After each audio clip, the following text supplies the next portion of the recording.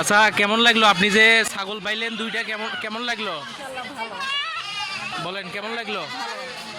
Gaibandha সাগাটা union পরিষদ প্রাঙ্গণে কেনিনিয়া খাদ্য নিরাপত্তা প্রকল্প উদ্যোগে গবাদি পশু পালন সহায়তা অংশ হিসেবে ৬৫টি ছাগল বিতরণ করা হয়েছে।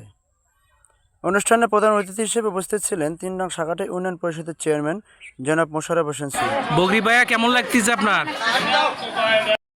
এছাড়াও উপস্থিত ছিলেন প্রকল্পের সংশ্লিষ্ট কর্মকর্তা, স্বনির্ভর দলের সদস্য এবং উপকারভোগীরা।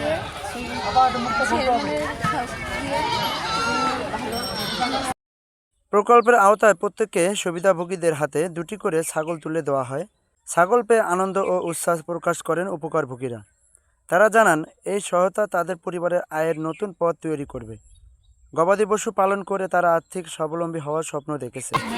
আচ্ছা, ছাগলটা যত সকালে পালন করবেন, এই ছাগল থেকে যে বাচ্চা হবে সেই বাচ্চা থেকে বড় করে লালন করে আপনি সংসার আয় বৃদ্ধি করবেন। আমাদের বড় উদ্দেশ্য নয় এটা। আপনি ছাগল নিয়ে খুব যত সকাল পালন করবেন, ঠিক আছে? বাচ্চা নিতে যাবেন ছাগলটা, যাতে আপনার এটা পরিবারে আপনার ইনকামের পথ ভালো হয়, ঠিক আছে ভাই?